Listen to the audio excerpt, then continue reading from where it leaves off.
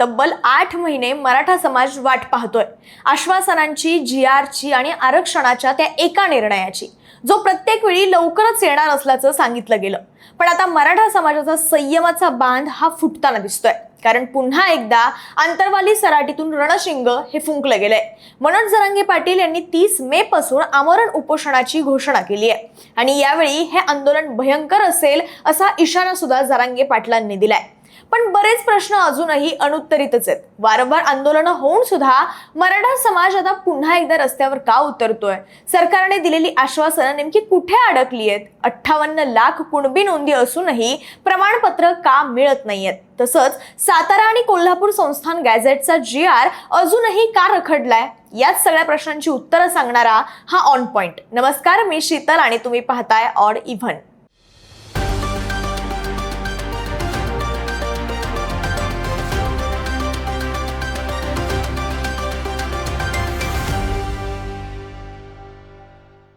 सुरुवातीला पाहूयात मनोज जरांगे पाटलांनी पुन्हा आमरण उपोषणाची घोषणा का केली आहे. तर जरांगे पाटील पुन्हा आंदोलनाच्या मैदानात उतरण्यामागचं सगळ्यात मोठं कारण म्हणजे सरकारवरील वाढत चाललेला अविश्वास. कारण मागील आंदोलनावेळी सरकारने एका महिन्यात संपूर्ण प्रक्रिया पूर्ण करण्याचं आश्वासन हे दिलं होतं. मात्र आता तब्बल 8 महिने उलटून गेले तरी प्रत्यक्षात कोणतीही ठोस अंमलबजावणी झालेली अजूनही दिसत नाहीये. यामुळे मराठा समाजामध्ये तीव्र नाराजीचं वातावरण हे तयार झाल्याचं दिसतंय. जरांगे पाटलांच्या मते राज्यात तब्बल 58 लाख कुणबी नोंदी सापडल्यात, पण प्रत्यक्ष प्रमाणपत्र वाटपाच्या वेळी अधिकारी हे जाणीवपूर्वक आडकाठी आणतायत. सरकारकडूनच प्रक्रिया संथ ठेवली जात असल्याचा आरोप हा जरांगेंकडून केला जातोय. हैदराबाद गॅझेटनुसार 308 कुणबी प्रमाणपत्र आधीच देण्यात आली आहेत. याचा अर्थ हा कायदा आणि प्रक्रिया वैध असल्याचं सरकारने सुद्धा मान्य केलंय. मात्र त्यानंतर उर्वरित समाजाला प्रमाणपत्र देण्याची प्रक्रिया थांबवण्यात आल्याचा आरोप जरांगे पाटील करताना दिसतायत. विशेषतः सातारा संस्थान गॅझेटच्या मुद्द्यावर सरकारने दिलेला शब्द पाळला नसल्याने समाजामध्ये अधिक संताप निर्माण झालाय. जरांगे पाटलांच्या मते सरकारने वारंवार आश्वासनं दिली, पण प्रत्यक्ष निर्णय घेण्याऐवजी केवळ वेळ काढूपणा हा केला गेला आणि म्हणूनच आता पुन्हा एकदा आंदोलन आणि आमरण उपोषणाचा मार्ग स्वीकारण्याची वेळ आल्याचं ते सांगतायत. आता जरांगे पाटलांच्या मागण्या नेमक्या काय आहेत? तर यावेळी जरांगे पाटील यांनी केवळ आरक्षण द्या एवढीच मागणी केली नाहीये, तर त्यांनी सरकारसमोर अत्यंत तांत्रिक, कायदेशीर आणि प्रशासकीय स्वरूपाच्या मागण्यांची मोठी यादी ठेवली आहे. त्यांच्या मते आता प्रश्न फक्त घोषणांचा नाहीये, तर प्रत्यक्ष अंमलबजावणीचा आहे. यात जरांगे पाटलांची सगळ्यात मोठी मागणी म्हणजे हैदराबाद गॅझेटची पूर्ण अंमलबजावणी. मराठवाड्यातील सर्व मराठा समाजाला 29 मे पूर्वी कुणबी प्रमाणपत्र देण्यात यावीत असा त्यांचा आग्रह आहे. मागे सांगितल्याप्रमाणे त्यांच्या मते सरकारने आधीच काही प्रमाणपत्र दिली असल्यानं ही प्रक्रिया कायदेशीर दृष्ट्या मान्य झाली आहे. मग उर्वरित समाजाला प्रमाणपत्र देण्यात विलंब का केला जातोय असा प्रश्न आता जरांगे पाटील विचारतायत.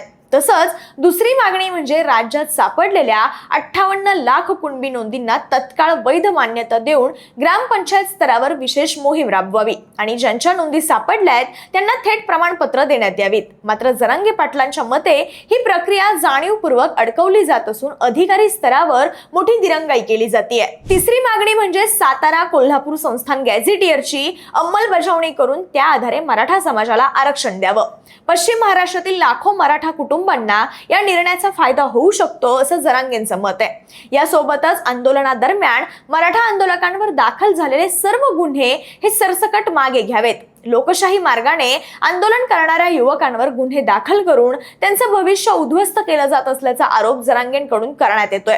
तसंच आरक्षणासाठी आंदोलनात प्राण गमावलेल्या युवकांच्या कुटुंबियांना सरकारने विशेष मदत द्यावी, महावितरण किंवा MIDC मध्ये नोकरी देण्यासाठी तत्काळ शासन निर्णय काढावा अशी मागणी सुद्धा जरांगे पाटील यांनी केली आहे. यासह सारथीच्या विद्यार्थ्यांच्या थांबलेल्या शिष्यवृत्ती तात्काळ देण्याची, तसंच महामंडळाकडील थकीत परतावे आणि आर्थिक मदत सुद्धा तातडीने देण्याची मागणी करण्यात येते. याशिवाय मराठा आरक्षणासाठी स्थापन करण्यात आलेली मंत्रिमंडळ उपसमिती केवळ वेळकाढूपणा करत असल्याचा आरोप जरांगे पाटलांनी केलाय. त्यामुळे ही समिती बरखास्त करून स्वतंत्र मराठा आणि कुणबी मंत्रालय स्थापन करावं, जेणेकरून समाजाशी संबंधित सर्व निर्णय आणि प्रक्रिया एका स्वतंत्र यंत्रणेमार्फत वेगाने पूर्ण होतील अशी त्यांची भूमिका आहे.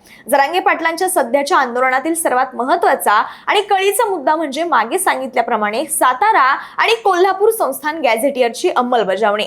जरांगे पाटील सातत्याने सरकारला प्रश्न विचारतायत की सातारा संस्थानचा GR काढायला तब्बल 8 महिने का लागतायत. त्यांच्या मते सरकारकडे सगळी कागदपत्र, ऐतिहासिक पुरावे आणि कायदेशीर आधार हे उपलब्ध असतानाही मुद्दाम निर्णय हा लांबवला जातोय. जरांगे पाटलांच्या मते 1994 मध्ये ओबीसी आरक्षणासाठी ज्या पद्धतीने शासन निर्णय काढण्यात आला होता त्याच धर्तीवर सातारा, कोल्हापूर आणि हैदराबाद गॅझेटचा एकत्रित GR सरकार सहज काढू शकतं. म्हणजे ऐतिहासिक नोंदी आणि गॅझेटच्या आधारे संबंधित समाज घटकांना आरक्षणाचा लाभ देण्याचा मार्ग हा आधीच अस्तित्वात आहे. मग मराठा समाजाच्या बाबतीतच वेगळे निकष का लावले जातात असा प्रश्न आता उपस्थित केला जातोय. तसंच 1994च्या GR मुळे इतर कोणत्याही समाजाचं आरक्षण धोक्यात आलं नाहीये किंवा ते थांबलं सुद्धा नाहीये. मग मराठा समाजासाठी अशा प्रकारचा निर्णय घेताना सरकार एवढं सावध किंवा संथ का होतंय असाही सवाल विचारला जातोय.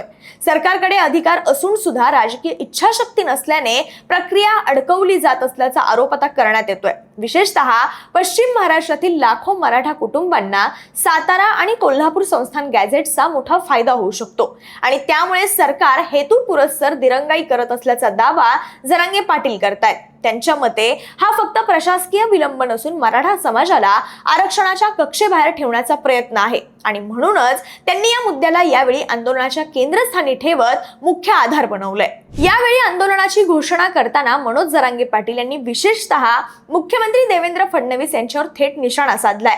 सरकारमधील इतर नेत्यांपेक्षा फडणवीस यांच्या भूमिकेवर त्यांनी अधिक आक्रमकपणे टीका केली असून मराठा आरक्षणाच्या प्रश्नावर सरकार जाणीवपूर्वक अडथळे निर्माण करत असल्याचा आरोप त्यांनी केलाय. फडणवीसांची भूमिका द्वेषाने भरलेली आहे. त्यांना मराठा समाज मोठा झालेला बघवत नाही असं म्हणत जरांगेंनी सरकारवर मराठा समाजाविरोधात राजकारण केल्याचा गंभीर आरोप केलाय. त्यांच्या मते आरक्षणाचा प्रश्न केवळ कायदेशीर किंवा प्रशासकीय राहिलेला नाहीये. याशिवाय एका मंत्र्याने आपल्या विरोधात वातावरण तयार करण्यासाठी एका संघटनेला तब्बल 2 कोटी रुपये दिल्याचा खळबळजनक आरोप सुद्धा पाटलांनी केलाय. मराठा समाजामध्ये फूट पाडण्यासाठी आणि आंदोलन कमकुवत करण्यासाठी हे षडयंत्र रचलं जात असल्याचं त्यांचं म्हणणं आहे. यासोबतच जरांगेंच्या मते काही राजकीय शक्ती जाणून बुजून समाजात गोंधळ निर्माण करून आंदोलनाची धार कमी करण्याचा प्रयत्न करतायत. आज म्हणजे 16 मे रोजी जरांगेंनी जी पत्रकार परिषद घेतली त्यात हे सगळे दावे आणि आरोप करत असतानाच 50 पिढ्या आल्या तरी मराठ्यांच्या आरक्षणाला धक्का लागू देणार नाही असा इशारा दिलाय. त्यांच्या मते हा लढा आता केवळ एका पिढीसाठी नसून भविष्यातील मराठा समाजाच्या अस्तित्वाशी जोडलेला आहे आणि म्हणूनच कोणत्याही परिस्थितीत आंदोलन मागे घेणार नसल्याची भूमिका त्यांनी स्पष्ट केली आहे. आता 30 मे पासून पुन्हा सुरू होत असलेल्या या आंदोलनाची दिशा आणि त्याबाबत जरांगेंची भूमिका काय असेल तर 30 मे पासून सुरू होणारं हे आंदोलन भयंकर असेल असा इशारा जरांगे पाटलांनी दिलाय. आंदोलन हे लोकशाहीच्या मार्गाने आणि अत्यंत शांततेत होईल पण त्याची व्याप्ती संपूर्ण महाराष्ट्रभर असणार आहे. तसंच या आंदोलनात 3 कोटी मराठे सहभागी होतील असा विश्वास सुद्धा जरांगे पाटलांनी व्यक्त केलाय. त्यासोबतच गावोगावी जाऊन आंदोलनाची माहिती देण्याचं त्यांनी आवाहन केलंय. जरी आंदोलन हे संपूर्ण राज्यात होणार असेल तरी सुद्धा मनोज जरांगे पाटील हे स्वतः अंतरवाली सराटी इथे आमरण उपोषणाला बसणार आहेत. आपण जर काही मागील मराठा आंदोलनांवर नजर टाकली तर सप्टेंबर 2025 मधलं आझाद मैदान आंदोलन असो किंवा वाशी इथला विराट मोर्चा असो, प्रत्येक वेळी मराठा समाजाने प्रचंड ताकद दाखवतानाच संयम सुद्धा राखल्याचं दिसलंय. लाखोंच्या संख्येने लोक रस्त्यावर उतरले पण आंदोलनाला हिंसक वळण हे लागू दिलं नाही. त्यामुळे मराठा आंदोलनाला राज्यभरात मोठं सामाजिक आणि नैतिक समर्थन सुद्धा मिळालं. मात्र या सर्व आंदोलनांनंतर सुद्धा मराठा समाजामध्ये एक मोठी नाराजी दिसतेय.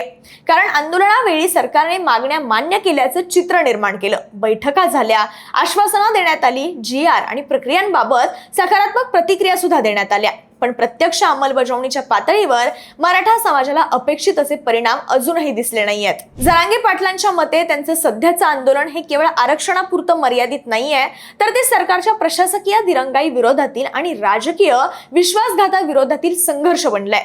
त्यांच्या मते समाजाला वारंवार आश्वासनं देऊन वेळ मारून नेण्याचा प्रयत्न झाला पण आता मराठा समाज अधिक प्रतीक्षा करायला तयार नाहीये. मी मरून जाईल पण समाजाशी बेईमानी करणार नाही हे जरांगे पाटलांचं वाक्य या आंदोलनाची तीव्रता आणि भावनिक बाजू दोन्ही स्पष्ट करतं. त्यांच्या मते हा लढा वैयक्तिक नाहीये, तर पुढच्या पिढ्यांच्या भविष्यासाठीच आहे आणि म्हणूनच आता हा संघर्ष अधिक निर्णायक टप्प्यात पोहोचल्याचं दिसतंय. बाकी तुम्हाला काय वाटतं? 30 मे पासून सुरू होणाऱ्या या आंदोलनामुळे मराठा आरक्षणावरती तोडगा निघेल का? कमेंट बॉक्समध्ये व्यक्त व्हा आणि ऑड इव्हनला सबस्क्राईब करायला विसरू नका.